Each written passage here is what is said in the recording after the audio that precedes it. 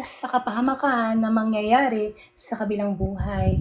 Ito ay ang kanyang sulat, ang kanyang salita ay hindi lamang basta babala kundi pagmamahal sa bawat tao. So dito makikita natin kung gaano ba katapat ang puso at pagmamahalan ng tao sa Panginoon. Dito natin marirealize at pag binasa natin ang kanyang salita ay hindi lamang love letter, no? Ang kanyang salita ay isang nagbibigay din ng babala kasi nga ayaw ng Panginoon na gagawa ang kanyang mga anak ng ayaw sa kanyang paningin. Isang mapagpalang gabi po sa ating mga kapatid sa Panginoong Hesukristo. Bago po tayo magsimula sa ating topic ngayong gabi, tayo po ay tumungo at magdasal po at hingi ng presensya, ang awa at pagmamahal ng Panginoon sa lahat ng tao. Magdasal po tayo. Panginoong Hesus, dakilang Diyos, aming tagapagtubos sa kasamaan ng mundong ito, kami po ay nagpapasalamat sa iyong pagmamahal sapagkat kami po ay nagbubuklod-buklod dahil sa iisang gawain lamang po at ito ay ang pagmamahalan, Panginoon. Kami po ay nandito ngayon, nagsasama-sama at nagpapatatag, Panginoon, sa bawat araw upang palakasin pananampalataya ang aming mga apoy sa aming mga puso bago kayo bumalik. Panginoong Hesus, saksi po ang aming mga mata, ang aming mga puso sa nangyayari bago kayo bumalik. Kami po ay nagmamakaawa, Panginoon, sa bawat araw at hindi na po kami humihiling ng mga bagay na materyales sa mundo. Ang hinihiling na po namin ay awa para sa mga kapatid, Panginoon, na kitang-kita po namin na matigas at tumitigas dahil sa kasamaan na nangyayari sa mundo. Alam po namin na ang lahat ng tao ay nakakaranas ngayon ng iba't ibang problema, Panginoon. Pero ang problema pong ito ay ginagamit nyo lamang para patatagin ang pananampalataya at magtiwala sa inyo.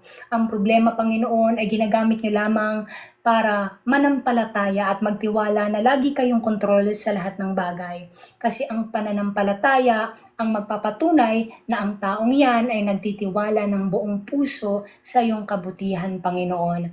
Ano man po ang paghihirap na aming nararanasan sa mundong ito, Panginoon, we will take this, Lord, para po magtiwala sa inyong pagmamahal. Alam po namin na hindi magiging madali ang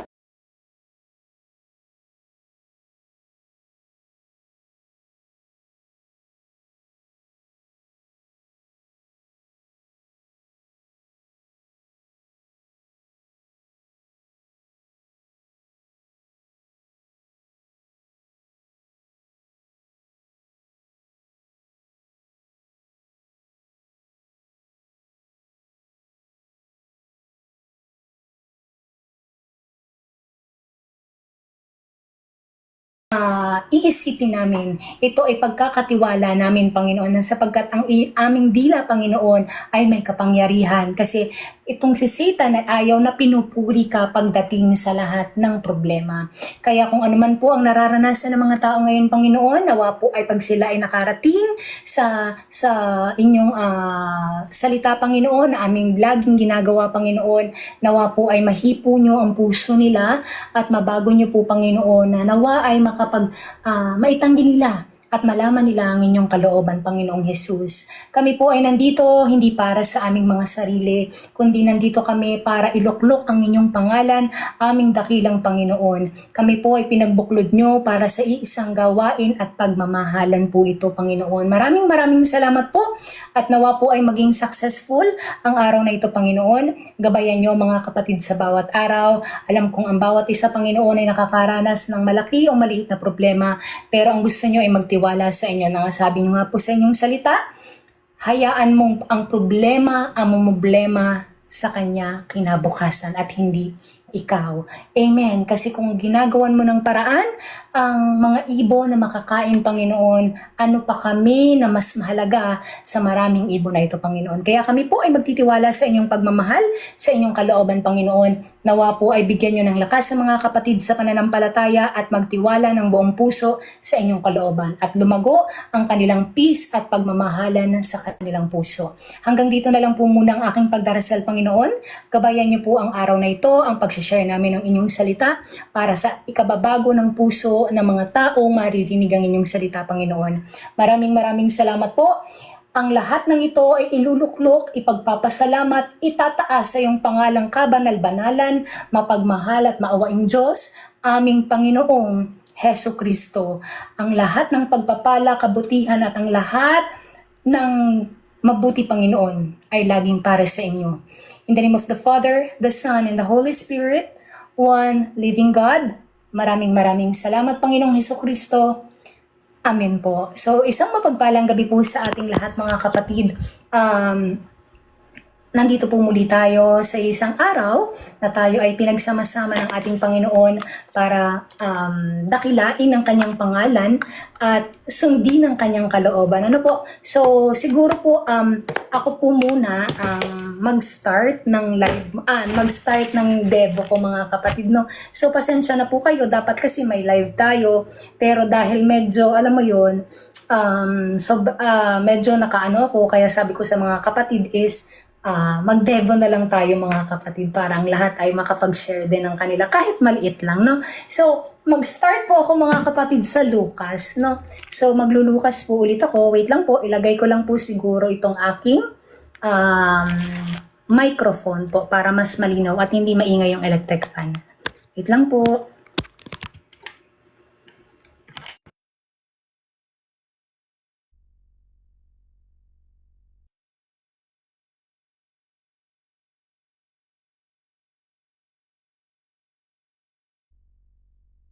Topic ay Lucas 7.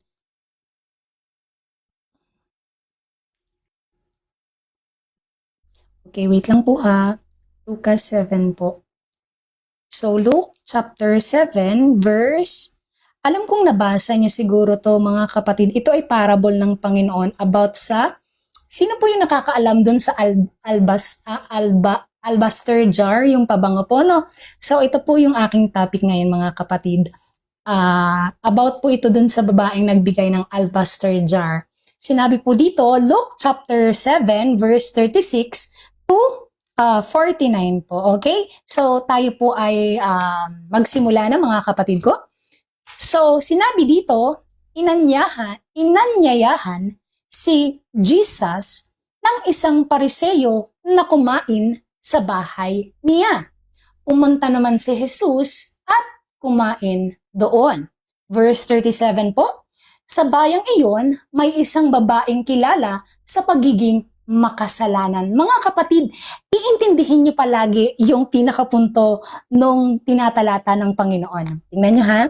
At yung sinabi dito, isang babae na makasalanan. So when we say makasalanan, kung babasahin niyo muli ang Old Testament or ang salita ng Panginoon, kung sasaliksikin niyo to sa bawat araw, lagi niyong tatandaan na ang laging tinatawag ng Panginoon at hinihipo niya ang puso ay ang mga taong sobrang makasalanan. Amen? So bago tayo napunta dito lahat, mga kapatid, tayo ay, alam mo yon, sobrang makasalanan, di ba? Ako po, nung ako ay hindi ko nakikilala ng lubusan ng Panginoong Heso Kristo, ako ay isang adultery, isang sinungaling na tao, isang, alam mo yun, lahat na ng ginawa ng kasalanan, nagawa ko na sa buhay ko siguro. Lahat na ng kapandirian, nagawa ko na siguro sa sarili ko, di ba? Kaya kita nyo ha, sasaliksikin yung mabuti, yung sinasabi ng Panginoon, isang makasalanan. Di ba? Pag sinabing makasalanan, talagang lahat na siguro ng kasalanan ay nagawa niya. Sinasabi po sa kasulatan, mga kapatid, magpatuloy po tayo. Nabalitaan niyang kumakain si Jesus sa bahay ng Pariseo. Nabalitaan daw po ng babae. No po? Kaya pumunta siya roon at nagdala ng pabango na nasa isang sisidlang yari sa batong alabastro. So, sa mga kapatid pong hindi pang medyo nakakaalam dun sa alabastro na pabango, ito po ay isa sa pinakamamahaling pabango nung panahon noong una, mga kapatid. Okay? Talaga pong ito ay isang masyadong mahal na pabango nung mga panahon na yon. Okay po? So ano pong sinasabi dito? Verse 38 po, lumapit siya sa likuran ni Jesus sa bandang paanan. Doon ay umiyak ang babae at tumulo ang luha niya sa paa ni Jesus.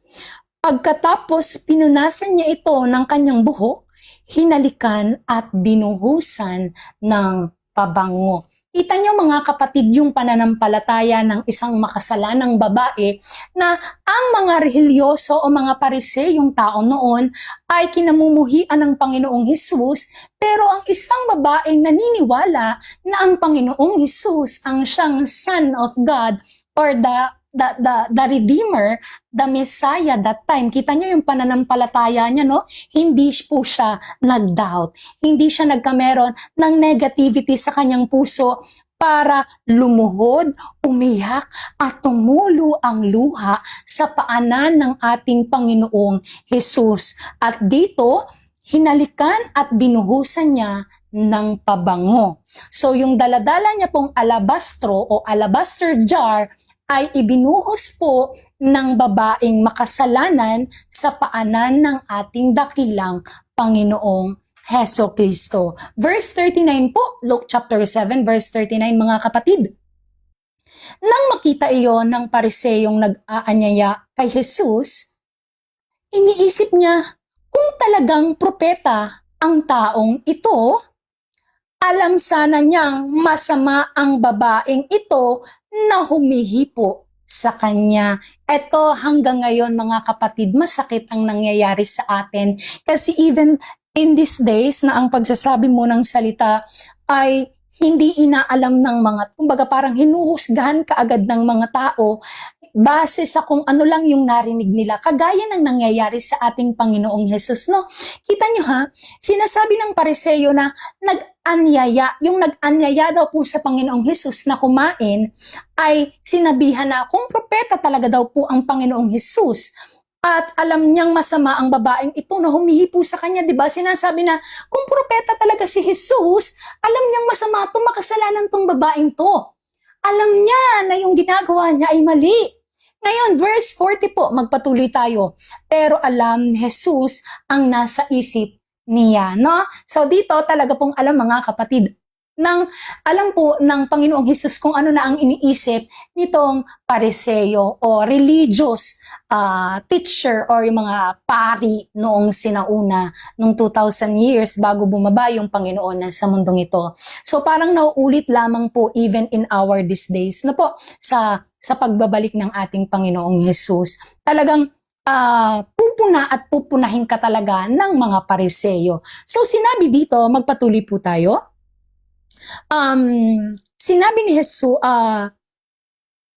pero alam ni Jesus ang nasa isip niya. Kaya sinabi ni Jesus, Simon or Simon, ano po iyon, guro? Wika ng Panginoon na tinawag niya si Simon. Tapos nagreply si Simon, ano po iyon, guro? Verse 41, sinabi ni Jesus, ito po ay parable. Pakinggan niyong mabuti ang napakadakilang salita kung paano magbigay at ihalin tulad ng ating Panginoon ang istoryang ito even in our these days sa mga tao. Pakinggan niyo po ito, napakaganda nito mga kapatid.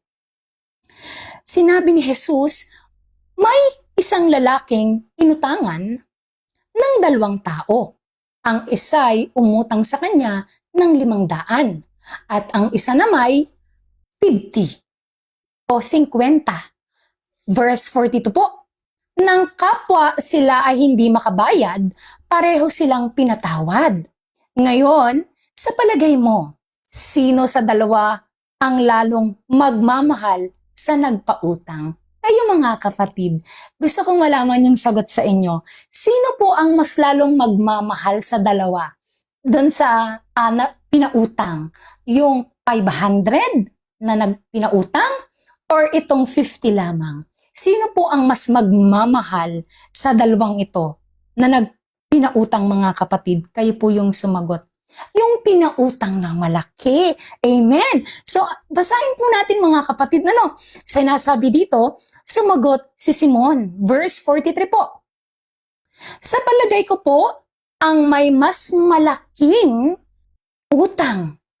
Tama ang sagot mo, sabi ni Jesus. Amen. So, yung mga reply niyo po or yung comment niyo po dyan, mga kapatid, ay tugma rin po sa sinabi ni Simon. Kasi nga naman, ikaw na umutang ng malaki na hindi pinagbayad, tapos yung maliit lamang yung pinautang at hindi pinagbayad. Sino nga naman mas malaki yung magmamahal doon sa nagpautang, di ba? Syempre, malaki yung utang ko, kaya mas magmamahal ako ng mas lubusan kasi malaki yung natanggap ko di ba? So, yun ang sinasabi dito. Sabi dito, mga kapatid, magpatuloy po tayo. Tama ang sagot mo, sabi ni Jesus. Pagkatapos ay nilingon niya ang babae at sinabi kay Simon, tingnan mo ang babaeng ito. Nang pumasok ako sa bahay mo, hindi mo ako binigyan ng tubig na ipinanghugas sa paa ko. Pero ang babaeng ito, kinikilabutan po ko, pasensya na. Ang babaeng ito'y sariling luha ang ipinanghugas sa paa ko at ang buhok pa niya ang ipinunas dito. Kitang-kita nyo ang isang makasalanang babae. Diba? Ang isang makasalanang babae at ang isang religious na tao. Diba? Pinahihinahan tulad dito ng Panginoon. Okay? Kita nyo ang ginawa ng isang makasalanang babaeng tao? Ang ipinanghugas niya po, mga kapatid, ay hindi lang po basta alabastro o pabango sa paa ng ating dakilang Diyos, ngunit gamit ang kanyang luha.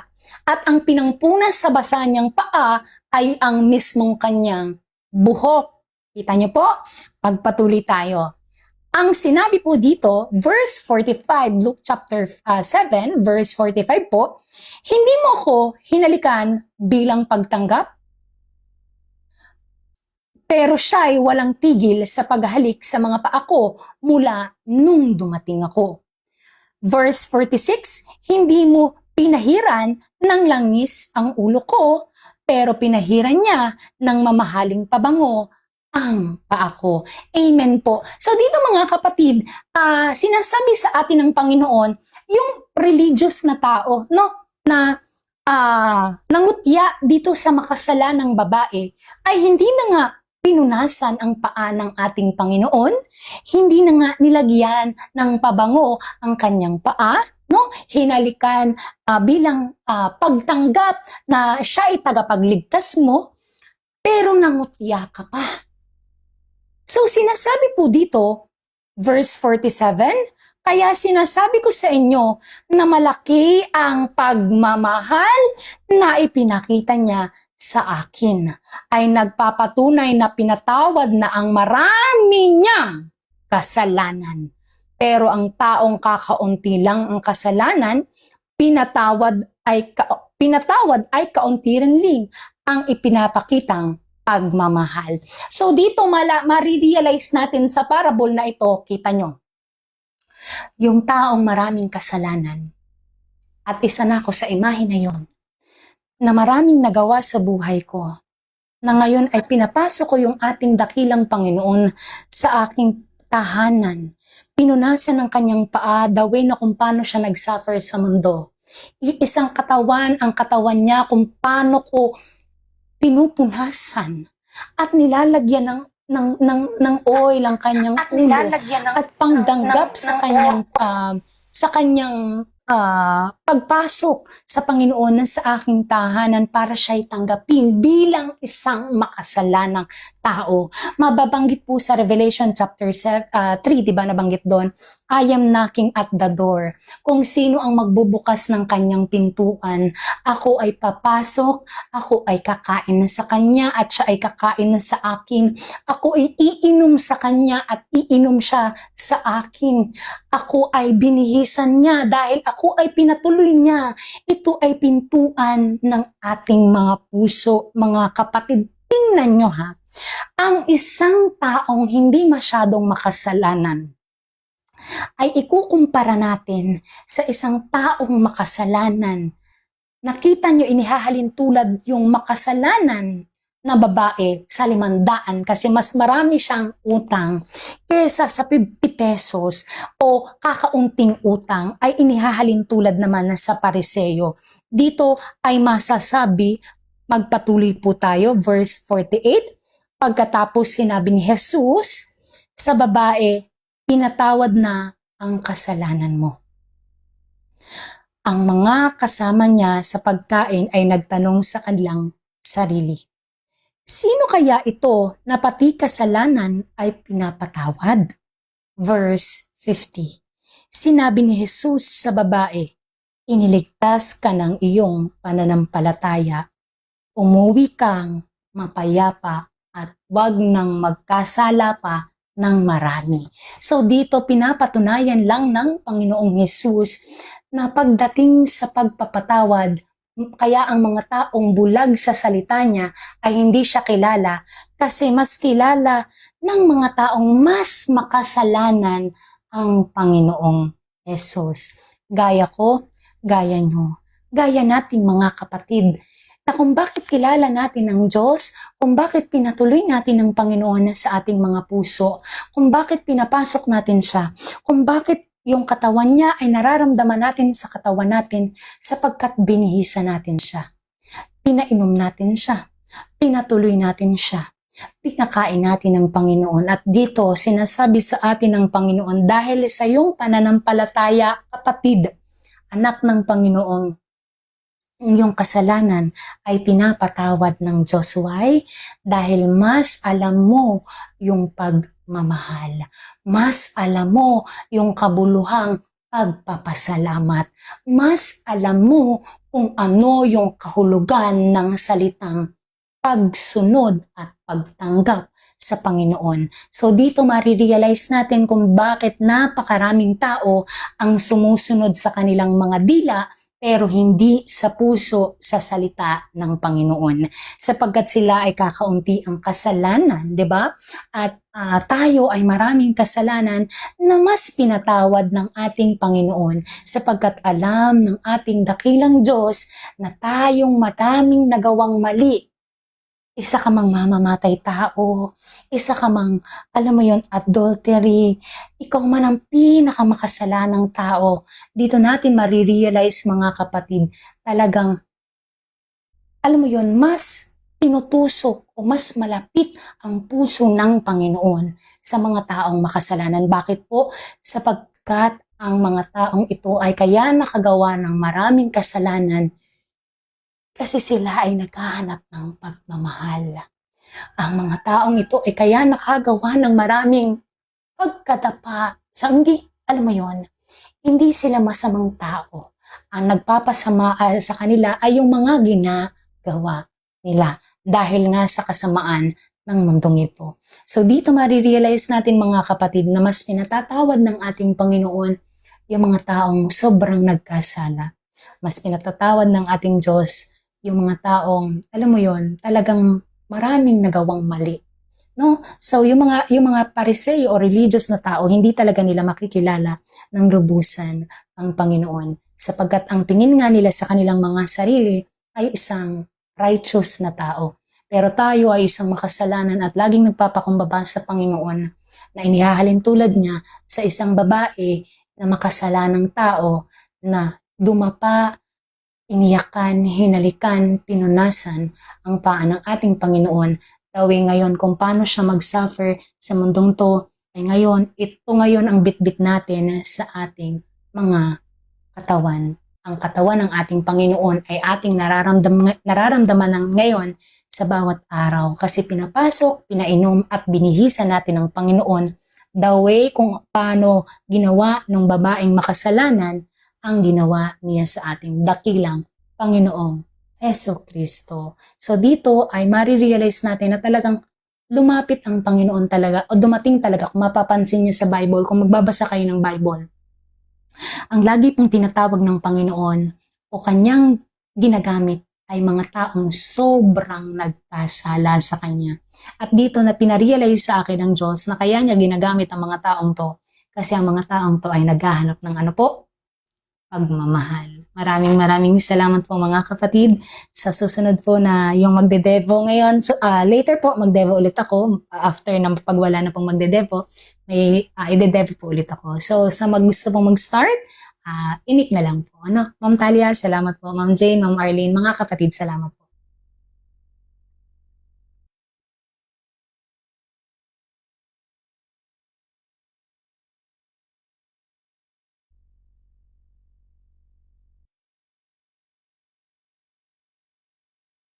Ma'am Mary, baka po gusto niyo mag-devo din, no? Oo, Ma'am Jane, Sir Jello, Ma'am Rian, Ma'am Arlene, Ma'am Talia. Start na po, sa demo po. Yung sunod po. Salamat po. Sa mga kapatid po, baka gustong umakyat, mag-devotion po.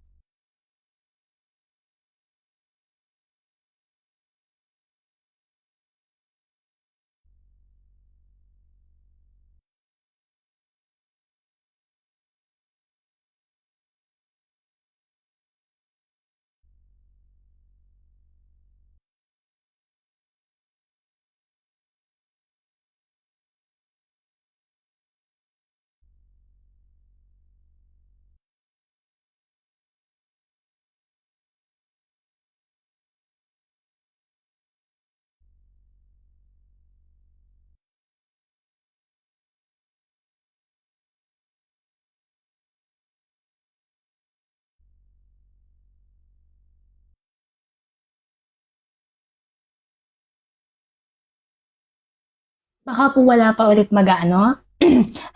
Wala pa po ata ulit magde-devo, okay? Okay, hindi po muna. Sige po. So ako po ulit mga kapatid.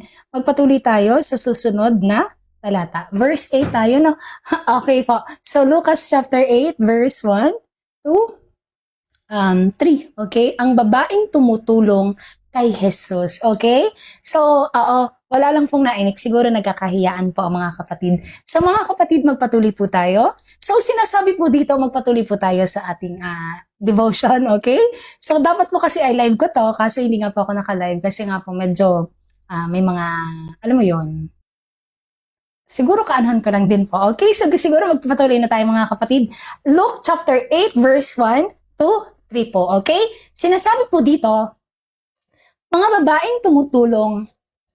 babaeng tumutulong kay Jesus. Pagkatapos nilibot ni Jesus ang mga bayan ng mga nayon ng Galilea, nangaral siya ng magandang balita tungkol sa paghahari ng Diyos. Ibig pong sabihin ito yung kingdom of God mga kapatid, okay? Yung paghahari ng Diyos, ito nga po yung lagi nating sinasabi sa bawat araw, seek ye the kingdom. Ito yung sinasabi ng Spirit sa atin na ipinababatid at ipinababatid sa ibang tao na seek ye the kingdom of God. Yun yung paghahari ng Diyos. Kasama niya ang kanyang 12 apostol at ilang babaeng pinagaling niya sa sakit o pinalaya. Ma'am Liza, magandang gabi po. Ma'am Jane, okay lang po. Pinalaya sa masamang espiritu. Kabilang dito si Maria na taga Magdala. Okay? Maria Magdalena, kung sa English po. Okay? Na pinalaya niya mula sa 7 masasamang espiritu. Mga kapatid, sino po ang nakakatanda dito kay Maria Magdalene? No? Si Maria Magdalene ay isang taong nagsasuffer sa lahat ng depression, sa lahat ng anxiety, o sa lahat ng torment ng demon. Now, kung isa-search niyo po sa Google right now, pag isa-search nyo torment meaning in Bible, ang lalabas po dyan ay anxiety, depression, at lahat ng negativity na nasa yung sarili. So, torment, ang taong wala o walang peace sa Panginoon ay tinatorment po ng mga demonyo the way dahil hindi nila kilala ang ating Panginoon. Now, sa ating pagmamahal sa ating dakilang Diyos, kaya tayo ay pinatawad ng Panginoon, kaya tayo ay may peace, araw-araw tayong nagsisilbi sa ating Panginoon kasi pinatawad niya tayo. Binigyan niya tayo ng kapahingahan kasi ang Panginoon po mga kapatid ay sa ika-7 araw ay nagpahinga. Ngayon, yun po yung ginagawa, binibigay lang po natin sa mga tao yung kapahingahan kung tatanggapin nila ng buong puso. Now, sinasabi po dito, verse 3 po, Lucas chapter 3, verse 3. Verse 8, Lucas chapter 8, verse 3. Si Juana na asawa ni Kusa, nakatiwala ni Herodes, si Susana at marami pang iba. Ang mga babaeng ito ay tumutulong sa pangangailangan ni Jesus mula sa mga ari-arian nila. Sir John Ross, magandang gabi po. So, ibig mong sabihin, nung ang Panginoon Jesus po ay nagsasabi o nagpipreach ng paghahari ng Panginoon, dito po ay tinatalakay, Ma'am Jackie, magandang gabi, na ito pong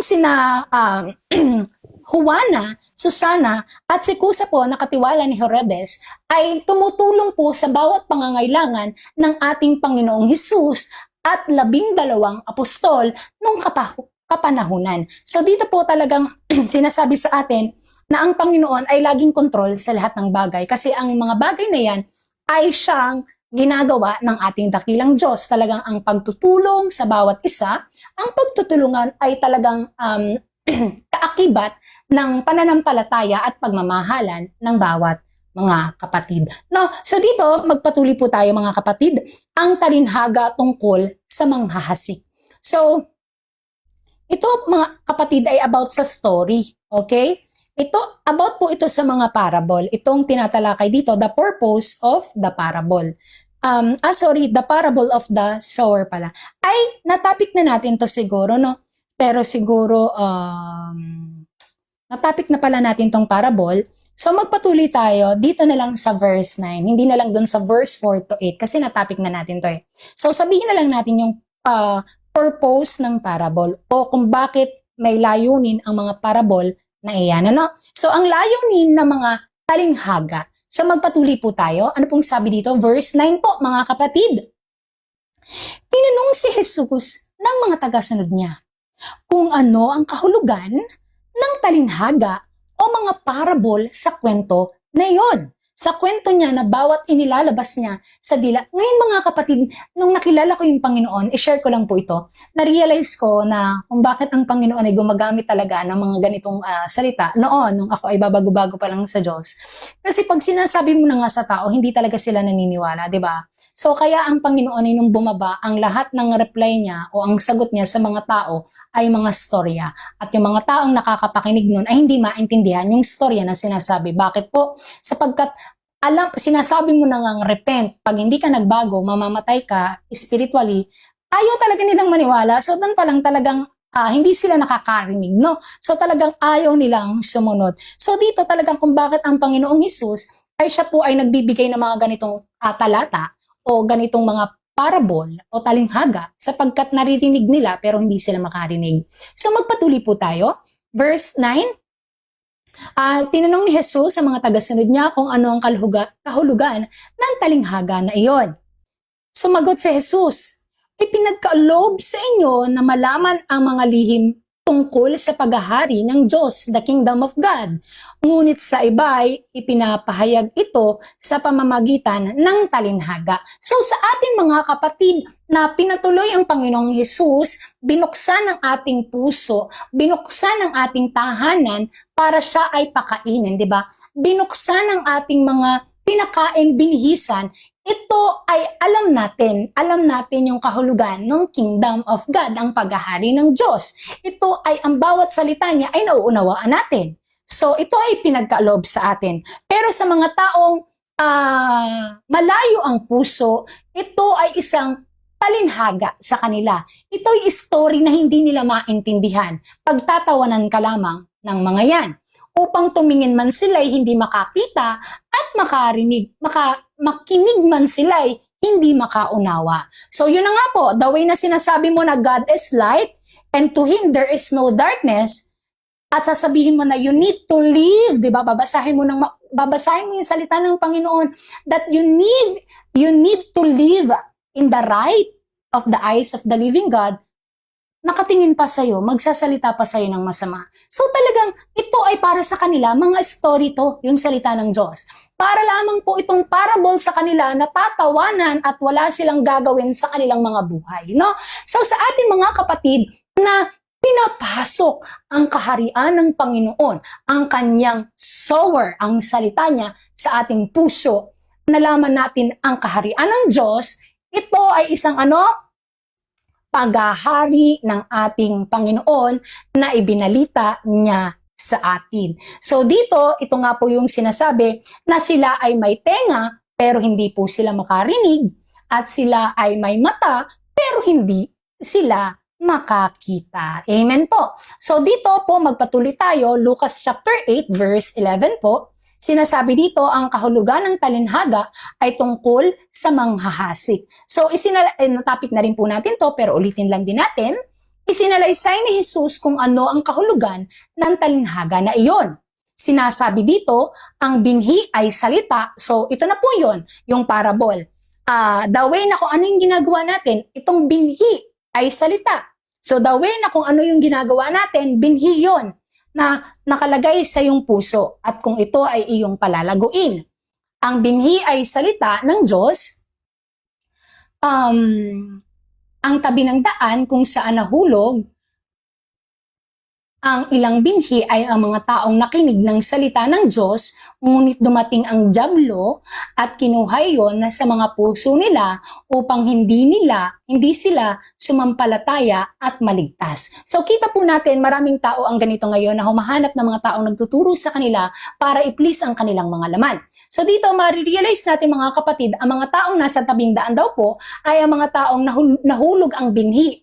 At nung nakinig sila ng salita ng Diyos, dahil nga po matigas ang kanilang puso, 'di ba? Dumating ang dyablo at ninakaw yung binhi o salita sa kanilang puso upang hindi sila sumampalataya sa salita na buo ng ating tagapagligtas na Panginoong Hesukristo. So sinabi po mga kapatid sa 2 Timothy chapter 2, 'di ba? Sinasabi po doon na talagang ito yung panahon na ang mga tao ay humahanap ng mga taong magtuturo sa kanila para i-please ang kanilang mga laman. So sila po ay magtutulong-tulong para sundin ang kanilang mga kalooban sa kanilang laman. So ito po yung sinasabi ng ating Panginoon sa Revelation chapter 17, Revelation chapter 13, at Revelation 18. Ito po yung Babylon the Great.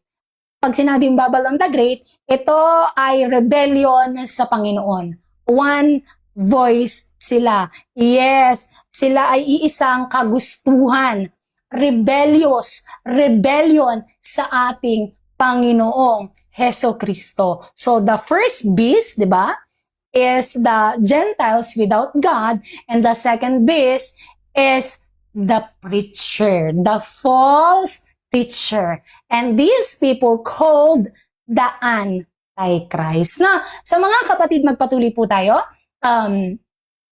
Verse 13 po, ang mabatong lugar kung saan nahulog ang ibang binhi ay ang mga taong nakinig ng salita at masaya itong tinanggap, ngunit hindi taimtim sa puso nila ang pagtanggap, kaya hindi tumagal ang kanilang pananampalataya. Pagdating ng maraming ng mga pagsubok ay agad silang tumatalikod sa kanilang pananampalataya. So mga kapatid, dito ay talagang pwede po ba may ESV next time? Sige Ralph, ESV tayo next time. Sige po. Yes po, dahil matigas ang puso. Kita niyo mga kapatid, ang mga mabatong lugar naman daw po ay kung saan nahulog ang ibang binhi. So, yun yung nasa taas na hindi na natin binasa kasi na-topic na natin to. So, sinasabi dito, may iba tayong mga kasama na ganito dati mga kapatid na tuwang-tuwa sila nung una nung nakilala nila yung Panginoon, di ba? But after that, nung dumating na yung mga pagsubok, yung maraming pagsubok, yan na, natitibag sila, like, tumatalikod na sa kanilang mga pananampalataya. At dito ay hindi taimtim ang kanilang mga puso. Dito ay nagpapatunay na talagang kailangang maging matatag ng isang tao pagdating sa salitang pananampalataya. Kasi ang pananampalataya ay nagbibigay pag-asa sa pananampalataya mong meron ka. Kasi sinabi sa Hebrews chapter 11, faith, ano pong sabi doon sa Hebrews chapter 11, sinabi po doon ang pananampalataya ang nagbibigay sa iyo ng hope, di ba? Paano ka magkakameron ng pananampalataya kung hindi mo naririnig ang buong kasulatan ng ating Panginoong Jesus? Kaya sinasabi po doon, faith is the assurance, di ba, of the things we have hope, no? So, kung narinig mo ang buong salita, kasi nga, kailangan mong magpatawad, kailangan mong makontento, yan yung pananampalataya, dyan mo maririnig yung salita. So, ngayon, the more na naririnig mo yung kaloob ng Diyos, sinasabi sa kaloob ng Diyos na kailangan mong hindi makipagkaibigan sa mundo kasi kaaway ng Panginoon ng mundong yan. So dito, ipinauunawa sa atin kung ano ang pananampalataya kasi sinasabi sa kasulatan, ito ang kagustuhan ng Diyos. Sinasabi rin po doon na kung sino ang nagmamahal sa mundo at nagnanais sa mga kasakiman, lahat ng mga bagay sa mundo ay kaaway ng Panginoon, di ba? So, magtitiwala ka ngayon sa Panginoon na kailangan mong, wait lang. So, ibig sabihin, ang gusto pala ng aking dakilang Diyos ay mag-focus lamang ako sa Kanya. Ang gusto pala ng Panginoon, bago siya bumalik, ay dapat ang aking pag-iisip at puso ay nasa pagbabalik na niya at hindi na sa mga kalayawan ng aking laman. So ang gusto pala talaga ng Panginoon, ito pala talaga ang pananampalataya. So doon mag-iisip ka na, di ba? That faith is the assurance of the things we have hope. Kasi paano ka magkakameron ng hope kung hindi mo nga tanggapin ang buong salita ng Panginoon?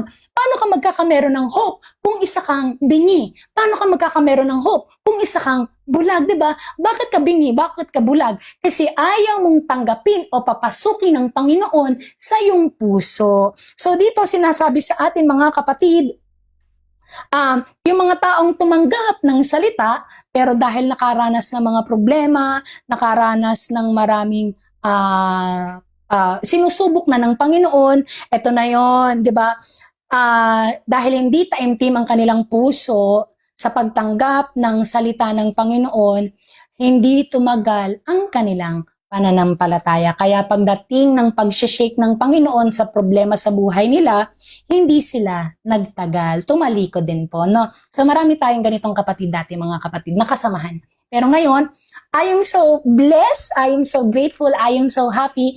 Ang mga kapatid natin ay may mga taon na tayong kasamang mga kapatid dyan, ilang buwan na, diba, talagang iniyuyugyug sila ng Panginoon sa pananampalataya, pero ang bahay nila ay gawa sa bato, kaya kapag umuulan ng maraming problema, talagang nakakapit sa Panginoon. Nakakapit ang buhay nila sa salita ng Diyos, sa ating dakilang Panginoong Hesukristo. Kasi pinapatunayan lamang ninyo na kapag kayo ay may problema, hindi dapat akong tumalikod. Na kapag ako ay may problema, hindi ako dapat mag-isip sa aking pamamaraan. Na kapag ako ay may problema, dapat mas magtiwala ako na ang lumalabas sa dila ko, make it your will be done, Lord. Diba? Hayaan mo, Panginoon, na kung ano ang iyong kagustuhan, let your will be done. Kung gusto mong mag-suffer ako dito, I will praise your name, Lord. Kung gusto mong ganito ang gawin mo sa buhay ko, yes, Lord, do it. Diba? So yun. Di na mo pinapatunayan na anumang mangyari sa buhay mo, it is better to suffer for what is good from the Lord, from the living God. Kaysa mag-suffer ka sa makabundong bagay, pero wala kang hope. Tayo mga kapatid, nagsasuffer tayo or nagkakameron tayo ng problema kasi lahat ng tao ay talagang may problema, di ba po ba? Pero mas maganda sa atin, may problema tayo pero godly sorrow yung meron tayo. Ano po yun? We have hope. We have faith is the assurance. Meron tayong assurance na yung ating pananampalataya na pagtitiwala sa kaloob ng Diyos ay may hope. No? Pag tayo ay namatay, alam natin na tayo ay kukuhanin ng ating Diyos. No? Kasi iniisip na natin ay yung His will be done, mga kapatid. So talagang mas masakit po yung mamamatay ka nang wala kang Panginoon. Ma'am Rian, magandang gabi. Mas masakit po yung hindi mo naiisip yung kalooban ng Diyos, no? So, yun po yung masakit ngayon kasi kitang-kita po natin kung paano pinapatay o minamadali ni Satanas at ng mga dyablo na patayin ng mga tao. Pansin niyo po ba na ang daming namamatay sa bawat araw? Mababasa niyo sa Revelation chapter 13, kung di po ako nagkakamali, or 14, ang dyablo ay furious, galit na galit, mabangis sa mga huling araw. At talagang kitang-kita natin, ang daming namamatay. Bata, matanada, teenager, sobrang dami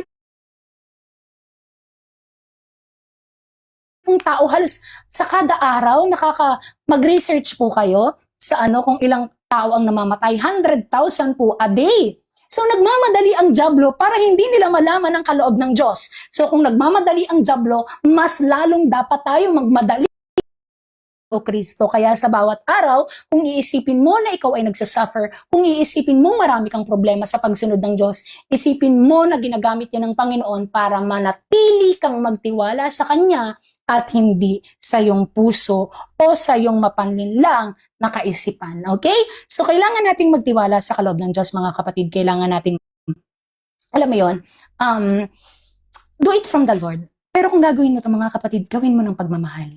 Okay? Kung gagawin mo ito, kasi alam ng Panginoon yung intention ng tao eh. Alam naman ng Diyos yung intention. Kung yung puso o isip na yan ay talagang intention mo para gawin sa Kanya ng pagmamahal. yan at ikaw na nagturo ay hindi masalba. Kaya kung gagawin mo ito, gawin mo to ng buong bukal sa iyong puso. Sa mga kapatid, magpatuloy po tayo. Verse 14 po. Lucas chapter 8 verse 14. Ang lupang may matitinik na damo kung saan nahulog ang iba pang binhi ay ang mga taong nakinig ng salita ng Diyos, ngunit sa katagalan, nadaig sila ng mga alalahanin sa buhay, kayamanan, eto na po yun, at kalayawan sa mundong ito, kaya hindi sila lumago at hindi namunga. No? So dito marirealize natin, ang dami pong ganito ang pangyayari. Narinig mo yung salita ng Diyos, natuwa ka. After mong marinig, iniisip mo na, anong tawag doon? Iniisip mo yung mga buhay mo, yung alala, paano nga pala ang bill ng kuryente, bill ng aircon. Imbis na magtiwala ka sa Diyos, huwag kang magtiwala sa mapanlinlang mong puso. Iisipin mo na, ay gusto ko rin palang yumaman katulad ni Kanye Dai. Gusto ko rin magkamero ng BYD na electric car. Lord, saka na muna ako pupunta sa iyo kasi gusto ko rin ng... Diba? Ganito po ang nangyayari. Pamula nung narinig mo yung salita, inisip mo yung mga alalahanin mo sa buhay. Paano ka makukontento o paano ka gagawa ng paraan ng Panginoon kung hindi mo magawang magtiwala sa kanyang salita? So sinasabi po dito, hello po Sir Stranger, magandang gabi po, isang mapagpalang gabi po. Diba? So sinasabi po dito na ngunit sa katagalan, di ba? Sorry. Nung nahulog yung binhi sa kanilang mga puso after nilang marinig, inisip nga nila yung alalahanin nila sa buhay, yung mga pagpapayaman, yung mga kalayawan sa kasamaan ng mundong ito, yung mga laman, yung ganyang mga bagay. Kaya ito na nga po yung nangyayari sa ibang tao. After nilang marinig yung salita, pero dahil nadaig sila ng demonyo, no? So inalis nila yung salita na nakaano sa kanilang puso, nakabinhi o nakatanim, at ngayon mas inisip nila yung mga bagay sa mundo imbis na magtiwala sila sa salita ng Panginoon. Kaya marirealize natin, ang daming ganito mga kapatid, wala naman sanang problema kung yan ay kaloob ng Diyos, magtiwala kayo. Sa totoo lang po dumating po ako sa punto ng buhay ko na gusto ko rin talagang magpayaman. Sino po bang ayaw ng sasakyan? Diba? Ako dati gusto ko talaga niyan. Gusto ko talaga ng bagong bahay. Sino bang may ayaw niyan? Parang halos lahat na nga ng tao, yan ang gusto, diba? Pero kung iisipin mo, sinasabihan tayo ng Panginoon na bago ka gumawa sa iyong desisyon, ako muna. Kasi binanggit po sa 2 Timothy, ang lahat ng tao na ang pinupursu ay pera, ano pong nangyayari? Nagdurusa sila ngayon. Diba? Basahin niyo po. Sinabi ng Panginoon, ang mga taong walang ginawa kundi magpurso ng mga pagpapayaman at pera, ayan na po yun. Sila ay nagdurusa, Ma'am Kim, isang mapagpalang gabi, sa masamang mundong ito. Kaya kapag naghahabol ka ng pera, hahabulin ka rin ng maraming problema. So, hayaan mong makontento ka muna. Hayaan mong ang Diyos muna ang gumalaw. Then, kapag pinagalaw mo muna ang Diyos sa iyong buhay, diyan na magfo-flow yung lahat ng mabuti, yung peace, yung love na never mong nakamit kahit kanino. No? So, dito mga kapatid, magpatuloy tayo. Verse 15 po, ngunit ang mabuting lupa, hinasikan ng mabuting binhi ay ang mga taong nakikinig sa salita ng Diyos at iniingatan ito sa kanilang malinis at tapat na puso at pinagsisikapang sundin hanggang sila'y mamunga. Amen. So dito, masasabi natin mga kapatid na may mga tapat na puso, no? May mga tapat na soil. Yung mga binhi na nakatanim sa kanilang soil o yung soil ay kanilang mga puso, ito yung mga taong namunga masyado. No? Ito yung mga tao na namunga at pinagsikapang sundin ang kahalagahan ng salita ng ating. Kasi ang salita ay ang Ama at ang Ama ay ang, di ba? Ito yung sinasabi sa atin sa 1 John chapter 2, the Father, the Word, and the Spirit agree one, and this is one. So, iisa sila. Itong ating binabasa, iisa sila dito, mga kapatid. Mahirap na sa kabilang buhay, labanan na ang tukso. Actually, nandito po yung tukso, kapatid stranger. No, yung tukso po ay nararamdaman natin talaga sa katawan natin. Pero, kung ang isip at puso niyo po kasi talaga ay nasa makamundong bagay, yan po yung mangyayari. Matitempt tayo, mga kapatid. Ito po ay talagang even ang ating Panginoong Jesus ay talagang matitempt. Pero sinabi po ng Panginoon sa James chapter 1, siya ay tapat, no? Hindi kanya bibigyan o dadalhan ng tukso. Kasi nga, ang Panginoon ay ayaw na magkasala ang kanyang mga anak. Pero kung nagkasala kayo, andyan ang Panginoon Jesus para linisin tayo sa ating Ama. So, ibig mong sabihin talagang may pagtanggi na dito, no? So, talaga pong meron na talagang dapat ikaw ay new creation na kapag tinanggap mo yung Panginoon. Madadapa ka talaga sa kasalanan, pero kung ang pinapakain mo sa iyong isip araw-araw at sa puso mo ay ang salita ng ating dakilang Diyos, ikaw ay mamumunga. No? Ikaw ay mamumunga at ikaw ay lalago. So bago mangyari ang pagbabalik ng Panginoon, ikaw ay kanyang magagamit. No, ikaw ay kanyang talagang isang dakilang servant. Hindi ka lang basta nagtuturo, kundi sumusunod ka rin po. Amen? So mga kapatid, magpatuloy po tayo. Lucas chapter 8 verse 16, ang aral mula sa ilaw. Nagkakasala pero hindi na makasalanan. Amen! 'Di ba? Kasi may takot na sa puso mo na ayaw mo magkasala eh. 'Di ba? May takot na sa puso mo na, Lord, please, ayoko talaga din. 'Di ba? Madadapa at madadapa ka. Pero nandiyan yung Panginoon eh, pag nadapa ka na. Hindi na tayo katulad dati talaga, mga kapatid. Even ako talaga dati nung sa mga kalayawan ng laman ko, talagang halos araw parang walang ilang minuto, ilang oras na gumagawa ka ng kasalanan, 'di ba, sa iyong katawan, sa ibang tao, dinadamay mo pa yung ibang tao, 'di ba, para magkasala. Pero ngayon, 'di ba, nung binigyan ka ng bagong buhay ng Panginoon bago siya bumalik, nang talagang inaayawan mo yung mga ganitong bagay kasi meron kang respeto ngayon na nakatanim sa iyong puso at isipan na nagiging natural ang paglakad mo sa ating Panginoon. Ayaw mo siyang saktan kasi mahal mo siya eh. Ayaw mo siyang saktan kasi hindi dahil natatakot ka na itatapon ka niya sa lake of fire or sa impyerno. Ayaw mo siyang saktan kasi nasasaktan siya gaya ng ginagawa mo na pagkakasala. So dahil ayaw mo siyang saktan, mahal mo siya. No? So dito magpatuloy tayo, mga kapatid. Lucas chapter 8 verse 16 po, ang aral mula sa ilaw. Sinabi pa ni Jesus na walang taong nagsisindi at amen. Na-topic na rin po ito. So ituloy ko na lang.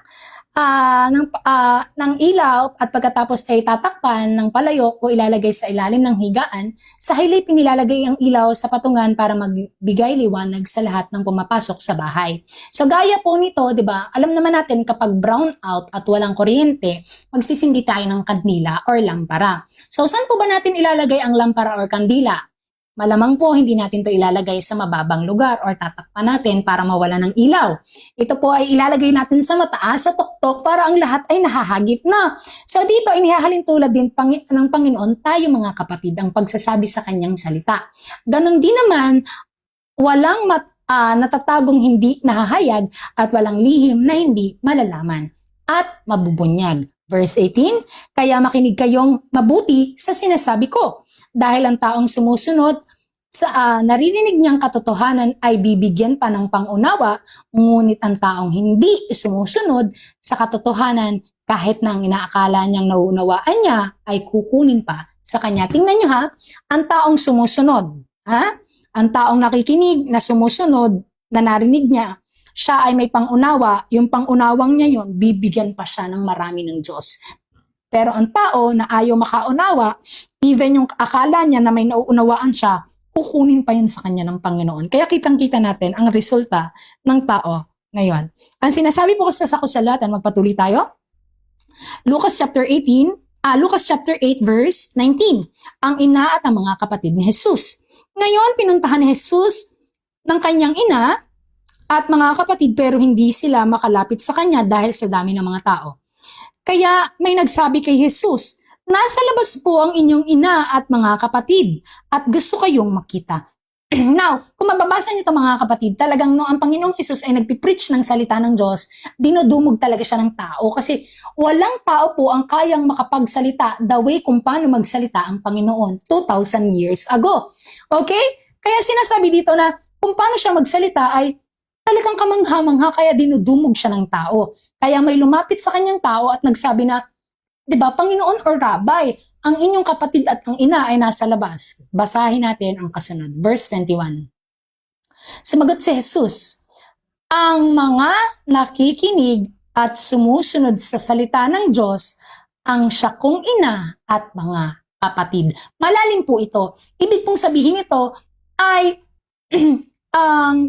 ito ay pinababatid sa atin ng Diyos. Sa atin to pinababatid. Okay? So ang ating ina daw po o ang ating mga kapatid ay mga taong sumusunod sa kanyang salita. So yun po yan. Okay? Kasi ang hindi sumusunod sa kanyang salita ay anak ng Diablo. Yung nakikinig lang pero ayaw sumunod. Okay? So sinasabi po dito ang mga taong nakikinig at sumusunod sa salita ng Diyos ang siya kong ina at mga kapatid. So ito yung pinababatid sa atin. Ang aking kapatid ay itong aking mga kapatid na sumusunod sa salita ng Diyos. Ma'am Rama, magandang gabi po. Ma'am Catrice, isang mapagpalang gabi. At ang aking ina ay ang mga taong sumusunod sa salita ng ating Panginoong Heso Kristo. So mga kapatid, hanggang doon lang po muna ulit. So mamaya po, after nito, may isa pa po ako after ng Devo po, okay? So, Ma'am Jane, Ma'am Talia, sa susunod po, imik po mga kapatid, maraming salamat po.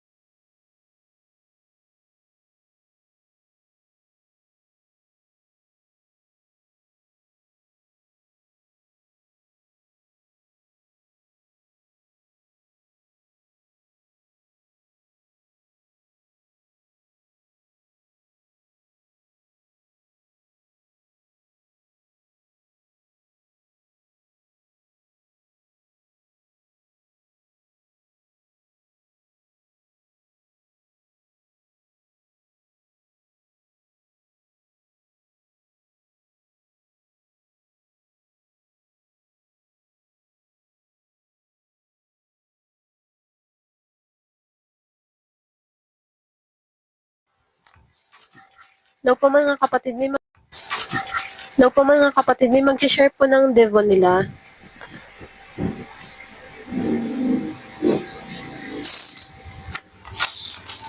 Ikaw si Ciel, mag-share ka po.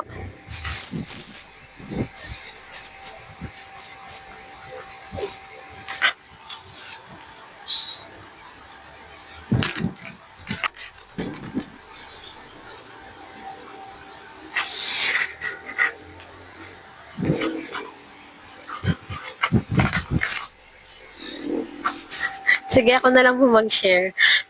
Sa Lucas din po yung isi-share ko. Lucas 14 verse 15 to 24. Rinig po ba? Baka hindi ako rinig. Rinig po ba ako? Rinig, yes. Rinig po, sister. Sige po.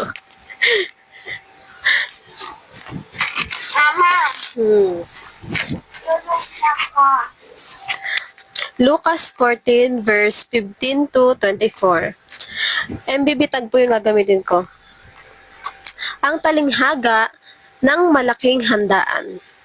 Narinig ito ng isa sa mga kasalo niya roon at sinabi sa kanya, pinagpala ang makakasalo sa kaharian ng Diyos. So sabi po, pinagpala daw po yung mga tao na makakasalo ng Panginoong Hesus sa kanyang kaharian. Sumagot si Jesus, isang lalaki ang naghanda ng isang malaking salo-salo at marami siyang inanyayahan. Nang dumating ang oras ng handaan, inutusan niya ang kanyang alipin at ipinasasabi sa mga inanyayahan, "Halina kayo, handa na ang lahat." Ngunit nagdahilan silang lahat. Ang sabi ng una, "Nakabili ako ng bukid at kailangan ko itong puntahan. Kayo na sana ang bahalang magpaumanhin sa akin." Sinabi naman ng isa, "Nakabili ako ng 5 magkapares na baka at kailangan kong masubukan ko na sa bukid ang mga iyon. Kaya kayo na sana ang bahalang magpaumanhin sa akin." Sinabi naman ng isa, "Ako'y bagong kasal, kaya't hindi ako makakadalo."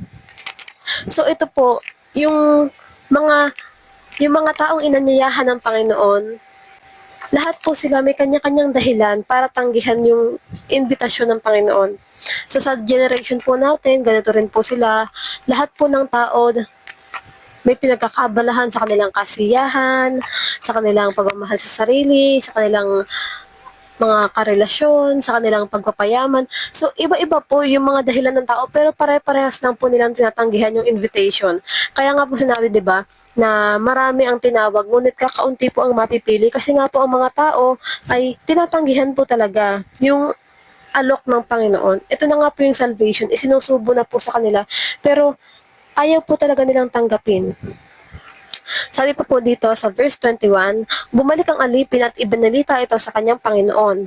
Nagalit ang Panginoon at sinabi sa alipin, pumunta ka kagad sa lansangan at sa makikipot na daan ng lungsod at isama mo rito ang mga mahihirap, mga lumpo, mga bulag at mga pilay.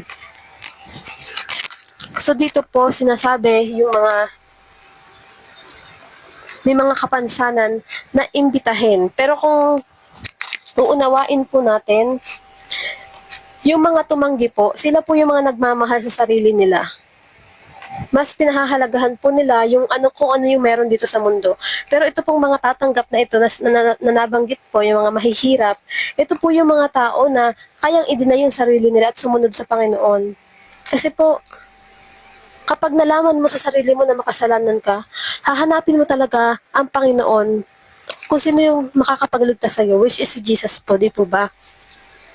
Pagkatapos, sinabi ng alipin, Panginoon, nagawa ko na po ang iniuutos ninyo, ngunit marami pang bakanting upuan. Kaya't sinabi ng Panginoon sa alipin, pumunta ka sa lansangan at sa mga daan at pilitin mong pumarito ang sino mang makita mo upang mapuno ang aking bahay. Sinasabi ko sa inyo, isa man sa mga unang inanyayahan ay hindi makakatikim ng aking handa. So sinasabi po ng Panginoon sa atin na yung mga tumanggi, yan po ang pamamaraan ng Panginoon, ang regalo ng Panginoon ay hindi po talaga makakapasok sa kanyang kaharian. Kaya po tayo, habang naririnig po natin itong magandang balita ng Panginoon, habang tayo nabubuhay, sapagkat hindi nga po sigurado ang kinabukasan natin, tayo po ay magbalik loob sa Diyos, tayo po ay tumanggap sa imbitasyon ng Diyos, habang ibinibigay po at sinusubo sa atin mga kapatid, tayo po ay magpatuloy sa Panginoon. Tulungan po natin ang ating mga sarili, iligtas po natin ang ating sarili sa sasapitin ng masamang lahing ito dahil po may darating na pagsusunog ang Panginoon at ang mga tao po ay walang pakialam. Lahat po ng tao hindi handa. Lahat po ng mga kabataan, puro pagsasaya ang ginugusto sa buhay nila. And nakakaawa po talaga kasi soul po nila yung magsasuffer. Yes po, na-enjoy mo yung meron dito sa mundong to. Yes po, na-enjoy mo kung ano yung meron ka ngayon. Pero hindi mo naiisip yung kahihinatnan niya eternally. Hindi mo naiisip yung magiging buhay mo sa susunod na buhay. Hindi pa po ito yung buhay kasi po ito po ay parang trial lang sa atin. Meron pong next life which is eternal life. Kaya po habang tayo nandito, tayo po ay magpakumbaba sa Diyos at tayo po ay magpalinis sa Kanya kasi tayo po ililinisin niya mga kapatid. So yun lamang po ang aking devotion ngayon. Yung mag-share po, imik na lang po kayo. Maraming salamat po.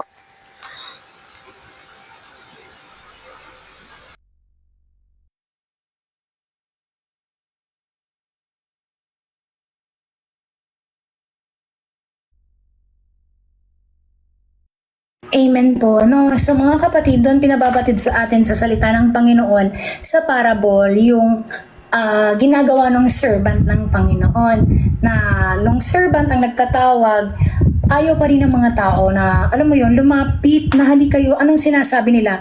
Busy sila sa mga makamundong gawain, no? Busy sila. Distraction po ang lahat ng yan, di ba?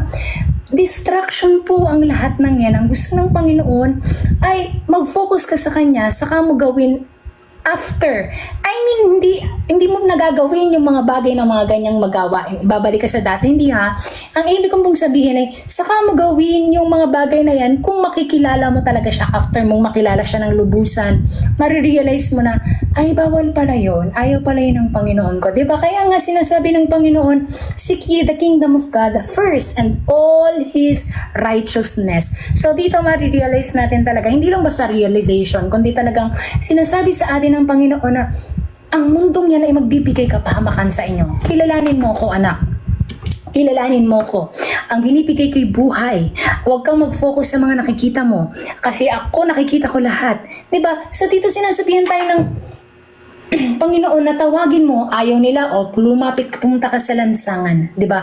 Ayaw nilang tanggapin, pumunta ka sa lansangan. Baka nandoon yung mga taong tatanggap sa kanya. Ngayon yung mga taong hindi tumanggap sa kanya, ano pong sabi doon? Hindi makakapasok. 'Di ba? So talagang ni-reject nila ang Panginoon dito pa lang. So sinasabihan sila ng Diyos na whoever rejected me before the Father in heaven, I will rejected them also before my Father in heaven. So maraming salamat po sa mga kapatid, Ma'am Jane, Ma'am Yel, Ma'am Mary, Ma'am Catrice. Isang mapagpalang gabi po. Baka mag-share po kayo. Salamat po. Isang mapagpalang gabi po mga kapatid. Ako po ay mag-share din po. Sa nabasa ko po kanina mga kapatid, nung ako po ay nasa school. Sa may 1 Samuel po, chapter 18 po. Verse 1 to 16 po. Si David at si Jonathan. Matapos mag-usap sina Saul at David, ang kalooban ni Jonathan na anak ni Saul ay napalapit kay David. Napamahal si David kay Jonathan tulad ng pagmamahal nito sa kanyang sarili. Kanina po habang binabasa ko siya doon sa school po, yung unang-unang pumasok po sa isip ko dito ay yung pinakamahalagang utos po ng Panginoon. Yung una po ay ibigin mo ang Panginoon mong Diyos ng buong puso mo, buong kaluluwa mo, buong pag-iisip mo, at buong lakas mo. At dito naman ang ikalawa, ibigin mo ang iyong kapwa gaya ng pag-ibig mo sa iyong sarili. Na ito po nabasa natin ng galing po. Napamahal si David kay Jonathan tulad ng pagmamahal nito sa kanyang sarili. Kaya na-realize ko po kanina ang galing kasi talagang yung salita ng Panginoon, hindi lamang po siya basta sa salita na sinasabi, kundi talagang yung mga character, yung mga pangyayari po ay pinapatunayan po kung ano yung sinasabi ng Panginoon sa kanyang buong salita. Kaya napakahalaga po na pagbabasa ng salita ng Panginoon sa araw-araw kasi ito po talaga yung manual at dito po tayo matututo sa araw-araw po. Verse 2, mula noon, hindi na pinauwi ni Saul si David dahil sa pagmamahal ni Jonathan kay David. Isinumpa niya na sila'y magiging magkaibigan habang buhay. Ang galing po kasi ng pagkakaibigan ni David at ni Jonathan po na sa mga susunod po na chapter babasa natin na yung kanila pong sumpaan na sila yung magiging magkaibigan habang buhay ay hindi lamang po basta sa salita nila ipinakita, isinumpa, kundi talagang makikita po natin na sa gawa sila yung nagbibigayan, sila ay totoo na parang magkapatid po, talagang pagkakaibigan na mula sa puso, pagmamahal na nakikita dahil po sa kanilang pagkakaibigan. Ibinigay niya kay David ang kanyang balabal at kagamitang pandigma, pati ang kanyang tabak, pana at sinturon. Nagtatagumpay si David kahit saang labanan siya ipadala ni Saul, kaya siya'y ginawa nitong pinuno ng mga kawal. Ang pagkataas niya sa tungkulin ay ikinagalak ng buong Israel, mula sa pangkaraniwang mamamayan hanggang sa mga opisyal sa palasyo. Ito po kasi yung time na hindi na po dahil po sa disobedience ni Saul sa Panginoon, itinakwil na po siya bilang hari. At ito pong si David yung binalit ng Panginoon. Kaya po si David, kahit sa ang labanan siya ipadala ni Saul, ay nagtatagumpay po siya kasi talagang may patnubay at gabay ng Panginoon na siyang humirang sa kanya. Magpatuloy po tayo. Nainggit si Saul kay David. Ito po mga kapatid, kanina po nabahagi ko po ito sa inyo sa GC po. Uulitin ko lang po ulit. Verse 6, matapos mapatay ni David si Goliath, ito na po yung naglaban yung higante, tapos si David po na parang ordinaryong tao lang, physical, pero hindi nila alam yung sandata ni David ay ang kapangyarihan, ang kadakilaan ng Diyos. Kaya po niya napagtagumpayan si Goliath na parang physical po ay makapangyarihan, parang physical, hindi kayang talunin ng mga Israelita, pero ang mga Israelita po ay bayang pinili, mahal ng Diyos. At ginamit niya po si David para ihayag ang kanyang kapangyarihan. Nung mga panahon po na yon, nasa buong daigdig hanggang ngayon po na ang Diyos natin ay talagang buhay. At siya ang lumalaban. Kinakailangan lamang po natin na manatili sa Kanya. Matapos mapatay ni David si Goliath, nagbalik na si Haring Saul at ang kanyang mga tauhan. Sa bawat bayang madaanan nila, sinasalubong sila ng mga kababaihang umaawit at sumasayaw sa saliw ng mga tamburin at alpa dahil nga po sa katagumpayan na natamo po ni David. Ito po yung mga tao noon, bawat bayang pong madaanan niya ay talagang sinasalubong sila at umaawit po sa katagumpayan na nakamit niya po. Ganito ang kanilang awit. Pumatay si Saul ng libo-libo, si David na may 10,000. Hindi nagustuhan ni Saul ang sinasabi sa awit. Labis na itong ikinagalit at sinabi niya, kung sinasabi nilang 10,000 ang pinatay ni David at ako'y libo-libo lang, kulang na lamang na siya'y kilalanin nilang hari. At mula noon ay naging masama ang kanyang pagtingin kay David. Kinabukasan, si Saul ay muling ginambala ng masamang espiritu at naging parang baliw. Kaya tinugtog ni David ang kanyang alpa tulad ng ginagawa niya araw-araw. Para pong si David yung naging therapy ni Saul sa mga pagkakataon na mayroon pong mga masasamang espiritu na gumagambala po sa kanya. Kaya nga po bago naging hari, ito pong si David ay meron po siyang pinagdaanan na naglingkod po siya muna kay Saul bago niya nakamit yung pagiging hari. Hawak noon ni Saul ang kanyang sibat at 2 beses niyang sinibat si David sapagkat gusto na itong patayin. Ngunit parehong nailagan iyon ni David. So dito makikita po natin yung talagang epekto, yung kapahamakan na dulot ng inggit. Katulad nga po ng nasabi ko kanina, talagang nakakatakot, delikado, at nakakamatay po talaga ang inggit.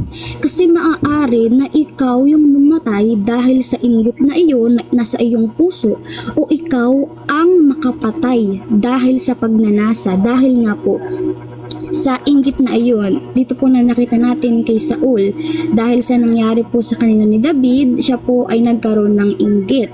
Siya po ay napasukan ni Satan, yung seed ng pride, ng envy, dahil po sa pangyayari na iyon. Kaya po nung nabasa ko to kanina, talagang shinare ko sa inyo mga kapatid, kasi na kung talagang kailangan natin maging mapanuri, lalong-lalo na po sa mga sarili natin. Kasi yung inggit, kahit wala yung pinipili, wala yung limitasyon. Kahit saan, kahit kailan, kahit sino, maaari po siyang mag-exist kung hindi natin talagang i-guide i-reflect yung mga sarili natin sa araw-araw sa iba't ibang pamamaraan. Kasi alam naman po natin na sa bawat araw, bawat pagkakataon, talagang may mga sitwasyon po tayo na na-encounter na hindi natin inaasahan. At sinabi po sa salita ng Panginoon na si Satanas po ay laging nariyan, naghihintay ng malalapa. Kaya po mga kapatid, we need to guard always po our hearts and thoughts at palagi pong bumalik sa Panginoon, sa kanya pong nature, sa sinasabi ng kanyang salita, at wag po tayo magpapadala sa inggit. Kasi dito po nakita natin na yung inggit talagang nakakamatay siya. Example na lang po sa mundo. Alam naman po natin na talagang marami pong mga tao na namamatay dahil po sa inggit ng tao, doon sa tao na iyon. Kaya tayo po na naririto na nakakaalam ng kalooban ng Panginoon, yung inggit po talagang grabe yung epekto niya, talagang masama siya, talagang papatay ito sa tao, yung inggit. Na wala pong kabuluhan mga kapatid kung ito po ay hahayaan natin na mag-control sa atin. Walang kabuluhan tayo na makakamit kundi kamatayan, kundi alam niyo po yung paghihirap, na wala talagang kabuluhan mga kapatid ang inggit.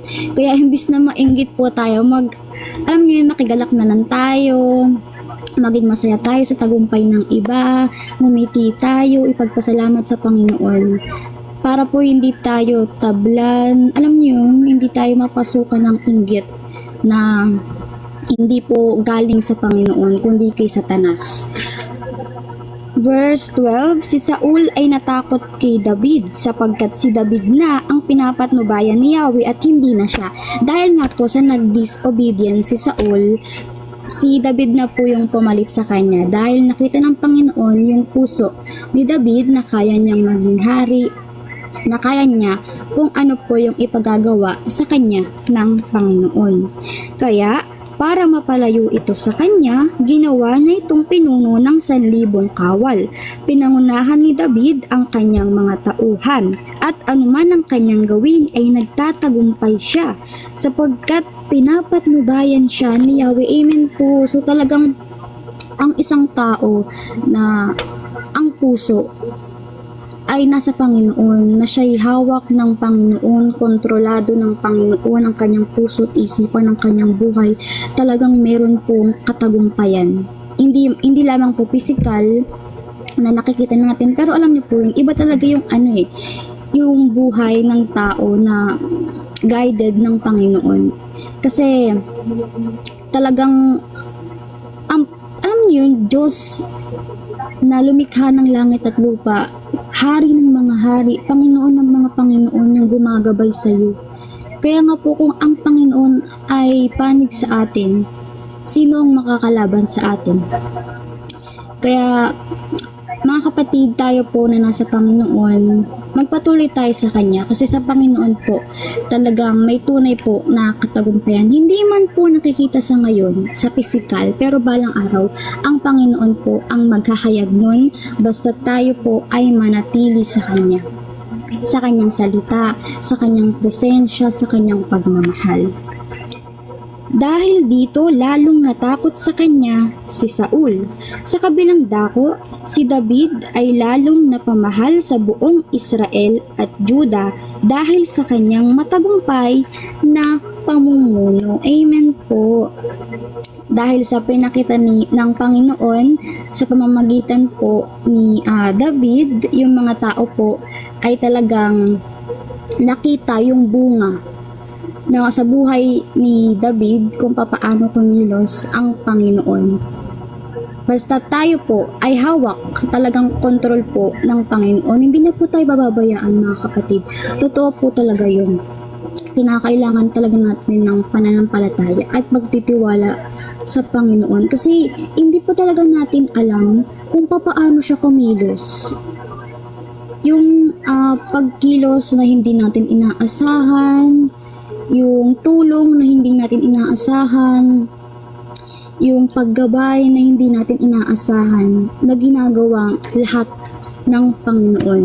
At dito po sa generation natin, yung tulong po, yung gabay, yung pagpapahayag ng banal na espiritu, kaya po nalalaman natin yung kalooban, yung buong kagustuhan ng Panginoon sa atin pong mga buhay, kung papaano tayo mamumuhay ng tama, kung papaano tayo liliko sa landas, sa kapahamakan na narito po sa mundo. Kasi nga po, alam niyo po yun, ng Panginoon, siya, ang kanyang salita talaga mga kapatid, yun lang po ang masasabi ko. Magbasa po tayo palagi ng salita ng Panginoon kasi ang sarap-sarap, ang saya-saya magbasa ng salita ng Panginoon kahit nasa ang lugar ka or kung may ginagawa ka. Alam niyo, bawat salita ng Panginoon talaga pong may mensahe siya na kung ating pong uunawain, kung ating ipagpapakumbaba ang ating puso sa Kanya, talagang ihahayag niya mga kapatid yung dapat nating malaman, yung dapat nating maunawaan, yung dapat nating maisabuhay, maitama yung ating pamumuhay, yung ating maling paniniwala, yung ating maling sinusunod, na ngayon po ay nakaayon na sa kalooban ng ating Panginoon. At alam naman po natin na ang lahat ng mabuti at ganap na kaloob ay buhat sa Diyos. Yun lamang po mga kapatid. Maraming salamat po.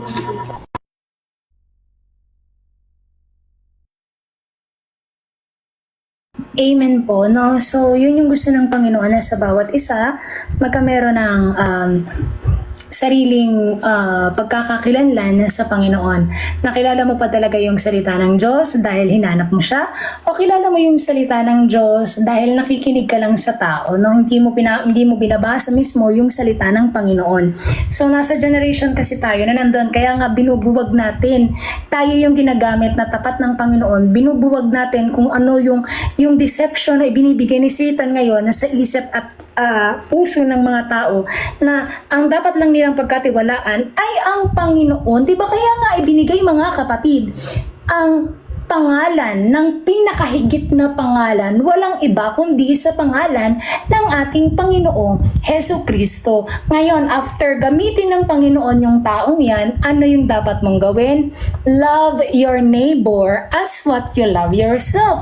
So kung yung taong yan ay nagpapakapagod sa Panginoon sa bawat araw para pagsilbihan ang bawat isa, nararapat, sinasabi ng Panginoon, mahalin, irespeto at katakutan nyo ang government o ruler ng Panginoon, sapagkat alam nga natin na walang kabatasan ang mundo at dyan nga po pumapasok yung pagkakainggit, no? So dito, after natin malaman yung kaalaman ng salita ng ating Panginoon, love. So lahat ng wisdom ay papatak pa rin mga kapatid sa pagmamahal. Kasi aanhin mo yung kaya mong magbigay ng mensahe ng Diyos. Aanhin mo yung pagkakaalam mo sa lahat ng sikreto ng Panginoon.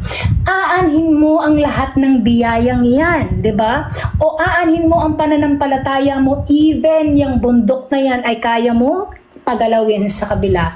1 Corinthians chapter 13, kung wala kang pagmamahal, ang lahat ng yan, ikaw ay walang kabuluhan. So, ibig sabihin, kung nalaman mo nang yan, ang lahat ng yan, pagpapasalamat at ang papuri ay nararapat na sa ating Panginoong dakilang Hesus, at pagmamahal sa ating kapwa. At ang pagmamahal ay hindi mainggitin, ang pagmamahal ay mapagpasensya, ang pagmamahal ay hindi na gumagawa ng masasama. Kasi ang pagmamahal ay pagtatama, no? Magiging pagtatama sa lahat ng bagay na gusto sa ating ipabatid ng ating Panginoon. So doon lalago ang mga lahat ng tao. After mong malaman yung wisdom, hindi ka dyan mag-i-stay. Ang iyong kapapatakan ay pagmamahal, no? So, maraming salamat po, Ma'am Catrice. So, Ma'am Mary, baka may share ka, Ma'am Jane? Opo. Baka, Sir Jello, baka po may share kayo. Salita na lang po. Salamat po.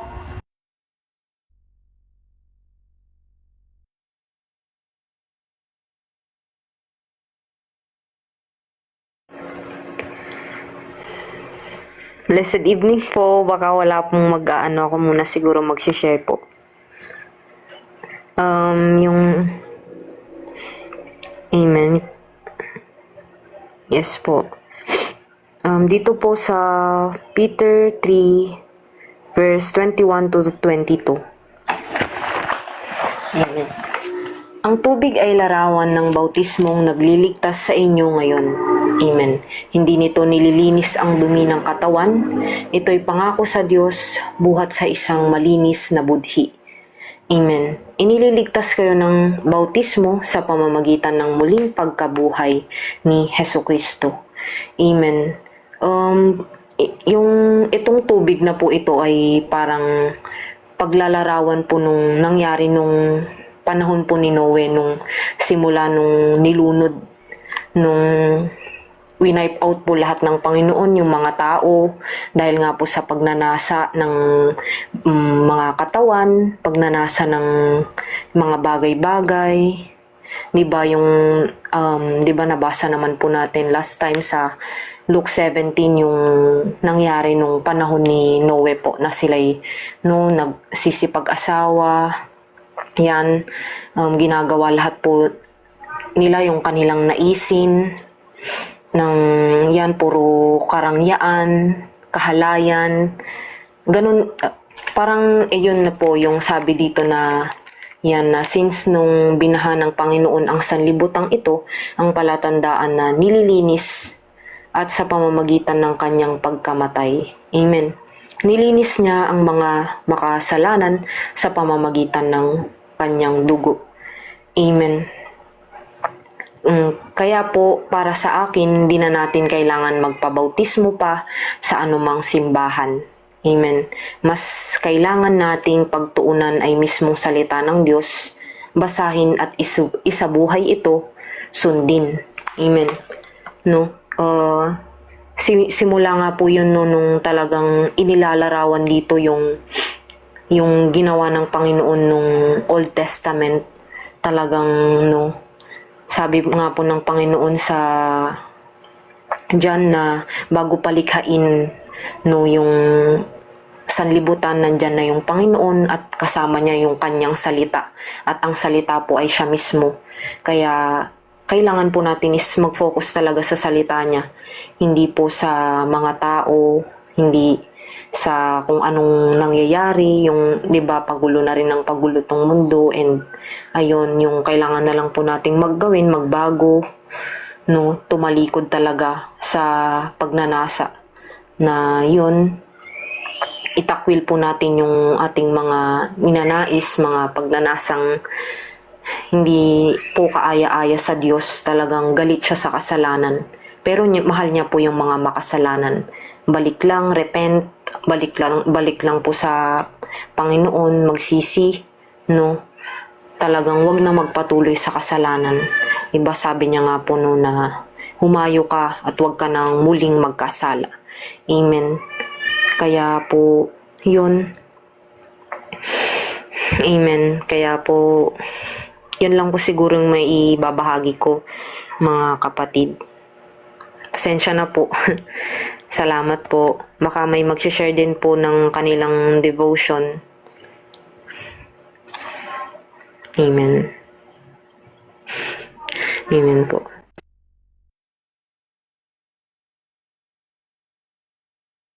Ma'am Jane, baka po meron pa po kayong i-share. Guys, sorry po, nakain lang po ako. Sorry po. Salamat po.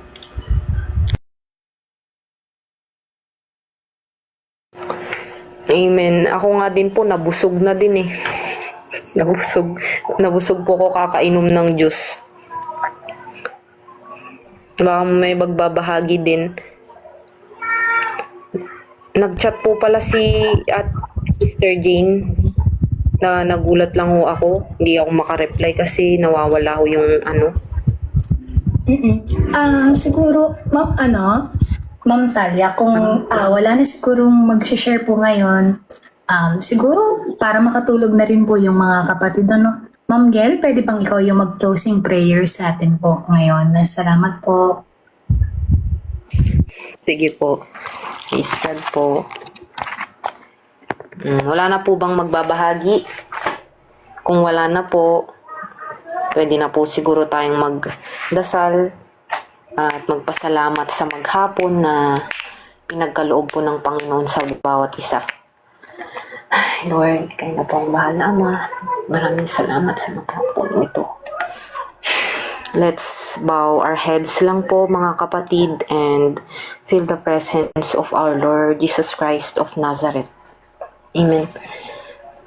Father, in the name of Jesus Christ of Nazareth, the King of Kings and Lords of Lords, Panginoon Ama, maraming salamat po sa araw-araw dahil pinapatatag mo po yung bawat isa sa amin. Nawa Panginoon, Lord, na nawa lumago pa kami sa pagmamahal, hindi lamang Ama sa wisdom and knowledge, kundi Ama, mas lumago pa po sa pagmamahal. Sabi mo nga po Panginoon, aanhin namin ang wisdom o ang lahat ng kaalaman kung wala naman po kaming pagmamahal. Amen. Panginoon, help us, Lord, to love you more. Lord, help me, Lord, to fall in love with you more. Panginoon, Ama, hindi na po para mag-focus sa nangyayari sa mundong ito. Panginoon, maraming salamat po. Panginoon, Ama, humihingi po kami, ako ng tawad, Ama, sa aming nagagawa sa bawat araw. Sadyaman po ito o hindi, Panginoon. Lord, Ama, itinataas ko po yung panalangin po ng aking mga kapatid. Nawa Panginoon, Lord, ibigay niyo po ang kanilang mga pangangailangan sa bawat araw. Panginoon, lalong-lalo na yung nakakaranas ng pagsubok, paghihirap, Panginoon, panghihina sa kanilang pananampalataya. Patatagin niyo po sila, Ama. Huwag niyo po silang pababayaan. Minsan pa, Panginoon, hawakan niyo po kami ng mahigpit na kayo po ang aming maging pundasyon. Lord, may you cover us with your holy precious blood, Panginoon. Gabayan niyo po ang bawat isa, Ama. Panginoon, nawa, Ama, gumaling na din po yung pusa po ni Sister Tinay. Nawa, Panginoon, maging maayos na ang kanyang kalagayan, ang kalagayan ng kanyang pamilya. Panginoon, yung kanyang tatay, Ama, na nakakaranas ng sakit, karamdaman, Panginoon. Lord, nawa, Ama, sa inyong pangalan, siya'y magaling na po, Ama, Panginoon. We claim that in Jesus' mighty name, Lord. Panginoon, wala pong imposible sa inyo, lahat po ay posible. And yung brothers and sisters ko po, na sila Sister Mary, Sister Kim, Sister Catrice, Sister Jane, Ate Talia, Brother Jello na nakakaranas ng sakit, Panginoon, sa kanyang pangangatawan. Nawa, Panginoon, maging maayos siya saan man po siya ngayon.